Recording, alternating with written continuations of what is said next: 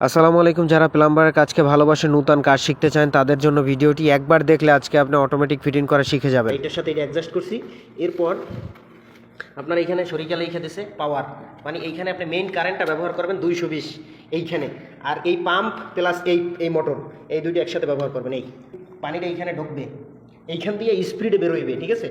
আপনি যে অটোমেটিক মোটরটা দেখতে পাচ্ছেন সেটাই আমরা এখানে ব্যবহার করব। এখানে ট্যাঙ্কি হচ্ছে কাছাকাছি, এই জন্য তিনতলার যে ওয়াশরুমটা আছে এখানে পানি স্পিড হয় না, আমরা এইখানে ব্যবহার করব। তবে এই পাইপ ছিল হারারি পাইপ, এই জন্য আমরা এখানে প্লাস্টিক ব্যবহার করব। এই জন্য জিলবা জাক্কারটা খুলে আমরা প্লাস্টিকের জিলবা জাক্কার পরাইছি, দেখতে পাচ্ছেন। তবে ওইটা আমরা এই যে পাইপ থেকে আমরা ইন দিচ্ছি, এরপর আউট আমরা দিয়ে দেব। যে সেবাকা থেকে যে পাইপটা আপনার এই তিনতলার ওয়াশরুমে গেছে ওইটা কাইটা আমরা এইখানে স্পিডের এই পাইপে দিয়ে দেবো এই অটোমেটিকের সাথে। তাইলেই একটা ওয়াশরুম অনেক স্পিডে পানি যাবে। আপনারা সাথে থাকুন, ভিডিওটি দেখলে আর দ্বিতীয়বার আপনার কারো কাছে জিজ্ঞাসা করতে হবে না একটি অটোমেটিক কিভাবে ফিটিং করতে হয়, কিভাবে পানি স্পিড করতে হয়। আপনারা দেখতে পাচ্ছেন আমরা ইনের কাজ করতেছি, এই ইনের কাজ করে এরপর আউটটা আমরা দিয়ে দিব আপনার ওয়াশরুমে যে লাইনটা গেছে ওই পাইপটার সাথেই থাকুন। তবে আবারও বলি ভাই, ভিডিওটি তাদের জন্য যারা সৌদি আরব বা প্রবাসী হতে চায় বা দেশে বসে যারা কাজ শিখতে চায়, কাজকে যারা ভালোবাসে প্লাম্বারের, তাদের উদ্দেশ্যে, যারা কাজ জানে তাদের উদ্দেশ্যে আমি ভিডিও আপলোড করি না ভাই, আপনারা স্কিপ করতে পারেন। আমার প্রিয় ছোটো ভাইদের জন্য যারা ভিডিওটা দেখে কাজ শিখবে বা যারা আমাকে ভালো জানে তাদের উদ্দেশ্যে, কেউ মাইন্ড করবে না প্রিয় ভাই। এইখানে আমরা একটা বুজবুজ ব্যবহার করব, যেখানে ছাদ ওয়াশ করার জন্য অনেক সময় ছাদে ময়লা পড়লে যে পানি দিয়ে ধুইবে, এটার জন্য আমরা এই গ্যাসাম চেন্নাটা এইখানে দিয়ে দিচ্ছি, এখানে একটা বুজবুজ ফিটিং করে দিব, ঠিক আছে। আশা করি বুঝতে পারছেন ভাই। ভিডিওটি দেখলে আপনি অবশ্যই নিজে একাই করতে পারবেন, কঠিনের কিছু নাই। তবে আমরা যে সেবাকাটা থেকে লাইন নিতেছি এইখানে শুধুমাত্র আমরা একটা ওয়াশরুমে দিব, যেহেতু এই স্পিড একটা ওয়াশরুমে দিব। পুরো সেবাকায় যদি দিতাম তাহলে আমরা ইনটা নিতে হইতো ডাইরেক্ট ট্যাঙ্কির পিছনে থেকে, ঠিক আছে।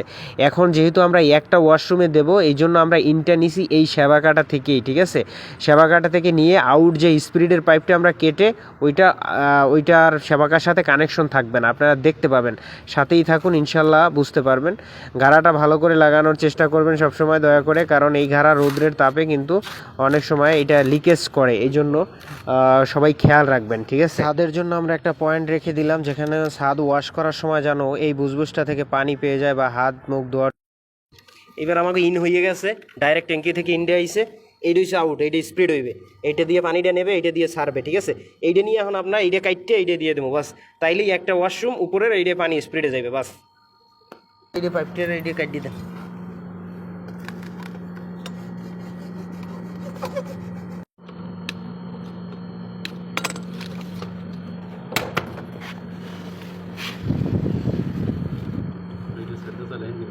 দেন, সমস্যা নেই।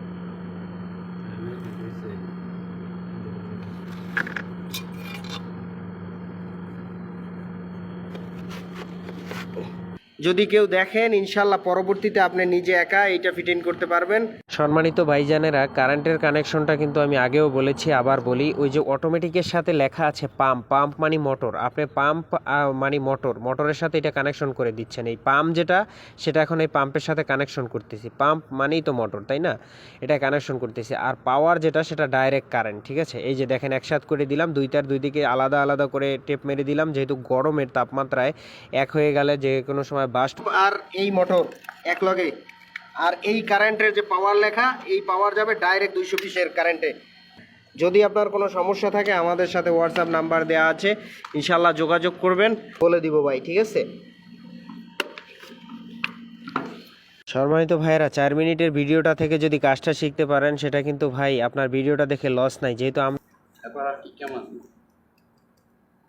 এই তো চল্লি যাম, কি কেমন দেন সারেন পানি।